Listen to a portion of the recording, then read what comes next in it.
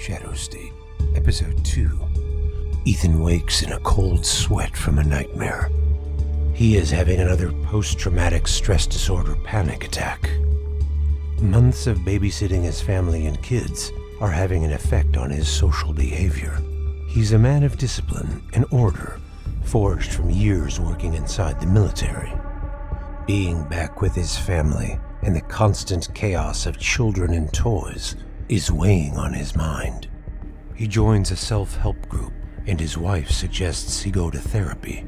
The stress of not finding work only adds to his anxiety, and he falls into a depression and talks to close friends of suicide. Weeks pass, and he goes to see a doctor for his condition, which is getting worse.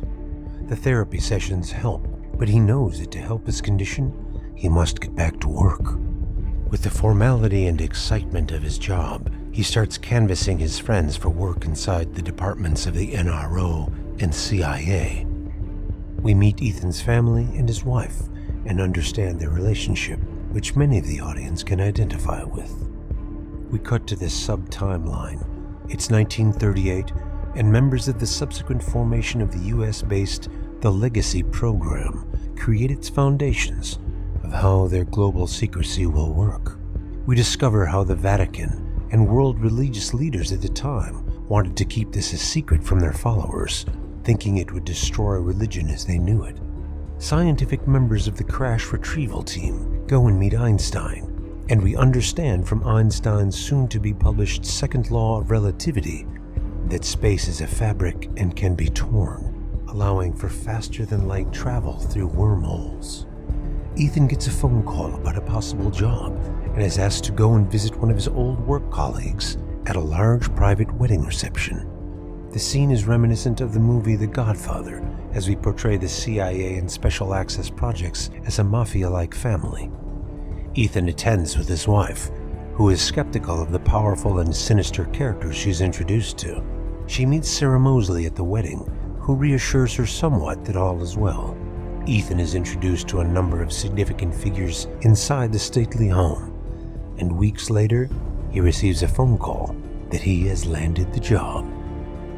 Back in Washington, D.C., Tammy Brown, a congressional representative from Florida, based on the real-life Congressmen Tim Burchett and Anna Paulina Luna, and her boss fly to Wright-Patterson Air Force Base to try and get access to the infamous Blue Room, but they are denied. We see a power struggle at the highest political and military levels play out with calls to the White House. After an hour of power brokering, the Air Force generals reluctantly let the congressmen in, but are still unwilling to share any valuable information. On Ethan's first day at work, he's shown around by Sarah Mosley and introduced to a number of bosses and the Special Access Committee board. During his presentation, we gain an understanding of how Special Access projects work and get an insight into the black budgets, what each Special Access code represents, and how they connect to which government agency, private sector, or military contractor. During the presentation, we understand that there are some SAPs that he is banned from looking into. In a subsequent scene, James Fox is introduced. He's an FBI agent who conducts a field trip after some SUFOs, submerged UFOs, are reported off the coast of Catalina Island. We're next introduced to the story of Richard Dwyer, doing research into who he thinks comprises the Majestic 12. We follow all the people he thinks has the knowledge. He rents an Airbnb and drives across America, dropping off handwritten notes to everybody's personal address. He rents his Airbnb in Washington, D.C., and waits to see who might appear. For weeks, nothing, but then one day, he sees a white envelope has been placed under his front doormat. We follow the story of Richard interviewing people who have knowledge, which also leads to the discovery of Ethan Chambers working within the SPAX projects. We cut to Bob Hall and Henry Nelson in the middle of a family meeting where they discuss his granddaughter's YouTube channel and turning it into a UFO podcast.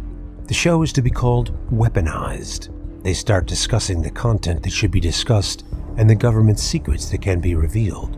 We flash back to 1947 and meet Major Jesse Marcel, head intelligence officer at the Roswell Army Airfield, who investigated and recovered some of the debris from the Roswell UFO site in 1947, We follow as the alien bodies are flown and stored within the Blue Room at Wright-Patterson. However, we only see a glimpse of the small wooden crates, not the entire bodies. They will be revealed later in the series, similar to a monster movie where you only get to see small glimpses until the final reveal. The episode ends with members of the program, such as Vincent, Malachi, Tyler, Nick Freeman, Tariq Freeman, and others, all meeting at the Wrigley Mansion in Phoenix. The Wrigley family were one of the first to gain generational wealth in America during Prohibition. They put a plan together and argue if it's time for disclosure or if it's time to double down on their secrecy. That's when all the secret society members worldwide, including those from Russia, China, Turkey, and other countries, join the meeting online via a large screen in the room.